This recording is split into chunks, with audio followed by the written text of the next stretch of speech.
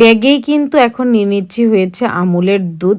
আমি না মেজমা বানিয়েছিল হয়েছে পায়েস আমার বার্থডে দিন। এই যে গুড়, তেজপাতা, এলাইচিগুলোকে খুলে খুলে রাখছি। খাসার চালের প্যাকেটটা খুলছে, এখন কিন্তু হাতটাকে মুছে মেজমা নিয়ে নিচ্ছিল হয়েছে চাল। আগের দিনের দিদারা আম্মারা যেইভাবে রান্না করতো পায়েস, সেইভাবে কিন্তু ওই দিন করেছিল। দেখো, একটা উলনার মধ্যে নিয়ে আমারই এই চালটাকে কিন্তু ধোবে না, এরকম ভাবে ক্লিন করেই কিন্তু ঘিটা চালটার সাথে মেখে নিয়েছিল, খাসার চালটার সাথে। খাসার চাল এমনি কি ঘ্রাণ, দুধটা যখন ফুটে গেছে চালটা দিয়ে দিল। তেজপাতা এলাইচি দিয়ে যখন দুধটা ফুটে যাবে তখনই কিন্তু আমাদের চালটা দিয়ে দিতে হবে। তার আগেই কিন্তু দেখে নিচ্ছি যেই গুড়টা ইউজ করবে সেটা ভালো কিনা। তার টিক্সটা হচ্ছে হালকা একটু দুধের মধ্যে গুড়টা অ্যাড করলো, করে দেখলো যে দুধটা ফাটো না, মানে ভালো। যখন এটা ঘ্রাণ সুন্দর বেরিয়ে আসবে, চালটা ভালো করে দুধের মধ্যে সিদ্ধ হয়ে ফুটতে থাকবে, তখনই কিন্তু গুড়টা দিয়ে ভালো করে আরেকটু নাড়িয়ে চাড়িয়ে নিলেই কিন্তু আমাদের টেস্টি টেস্টি নলেন গুড়ের পায়েস রেডি। তোমাদের কার কার ভালো লাগে কমেন্টে জানাও। That's all, by.